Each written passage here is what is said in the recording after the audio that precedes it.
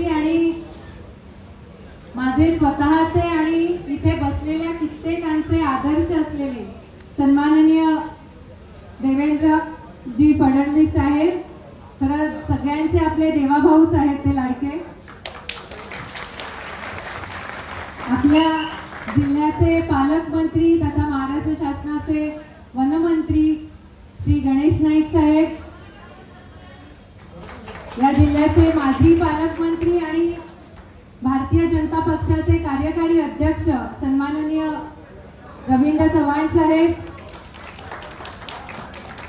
इथे उपस्थित जन्मापासून ज्यांनी मला लढायला शिकवलं, ज्यांच्याकडनं मी लढण्याची प्रेरणा घेतली, असे माझे प्रेरणास्थान माझे वडील श्री विवेक पंडितजी, माझे विधानसभेतील सहकारी श्री राजन नाईकजी, विधान परिषद सदस्य श्री निरंजन गावखरेजी, खासदार साहेब, आपल्या पालघरचे लोकप्रिय खासदार साहेब डॉक्टर हेमंत सौरा साहेब, आपल्या जिल्ह्याच्या प्रभारी राणीताई, संघटन मंत्री हेमंत पात्रेजी, सन्माननीय व्यासपीठ महायुतीचेही सगळेजण इथे उपस्थित आहेत, निलेश दादा, राजाराम मोहित दादा, ईश्वर भाऊ, मी या प्रसंगी सगळ्यांचं इथे स्वागत करते. आणि खरं तर देवाभाऊ, मला बोलताना चिमटा काढावा असं वाटतंय, कारण की मला खरंच वाटत नाहीये की आपण इथे आलात आणि या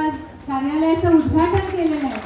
तुम्ही जो माझ्यावरती विश्वास दाखवलात आणि जे पाठबळ आम्हाला निवडणुकीत दिलं आणि आतापर्यंत देता आहात, त्या पाठबळाच्या जोरावरच वसईमध्ये एक नवीन इतिहास घडला आणि 35 वर्षानंतर वसई विभाग नालासोपारामध्ये कमळ उगवलेला आहे. आणि त्याचीच पुनरावृत्ती आता आम्हाला सगळ्यांना मिळून स्थानिक स्वराज्य संस्थांमध्ये सुद्धा करायची आहे. आणि तुमच्या येण्याने आज आम्हाला प्रचंड ताकद मिळालेली आहे. असाच तुमचा आशीर्वाद नेहमी आमच्या सोबत राहू द्या. वसईसाठी तुम्ही गेल्या 6 महिन्यामध्ये आम्ही नेहमी सांगायचो की उमेदवार आम्ही नाही आहोत, उमेदवार देवाभाऊ स्वतः आहे. आणि तुमच्यावर विश्वास ठेवून या वसईतल्या जनतेने भरभरून प्रेम दिलेले आहे. आणि तो विश्वास देवाभाऊ तुम्ही 6 महिन्यात आम्ही जे सांगितलं की हे होईल आणि ते तुम्ही केलं. देहर्जेचा प्रकल्प मंजूर केला, मेट्रोच्या सर्वेक्षणाला मंजुरी दिली, भूमिगत केबलसाठी मंजुरी दिली. आणि आम्हाला सगळ्यांना आशा आहे की आज जेव्हा तुम्ही वसईत आलात तर वसईच्या विकासाला एक नवीन गती तुमच्या माध्यमातून मिळणार आहे. मी जास्त बोलत नाही, कारण की खरंच खूप वेळात वेळ काढून तुम्ही इथे आलेला आहात. पुन्हा एकदा मनापासून तुमचे आभार मानते. आणि हा क्षण माझ्या आयुष्यातला अविस्मरणीय क्षण राहणार आहे आणि सगळ्यात आनंदाचा दिवस माझ्या आयुष्यातला आहे. देवाभाऊ, धन्यवाद.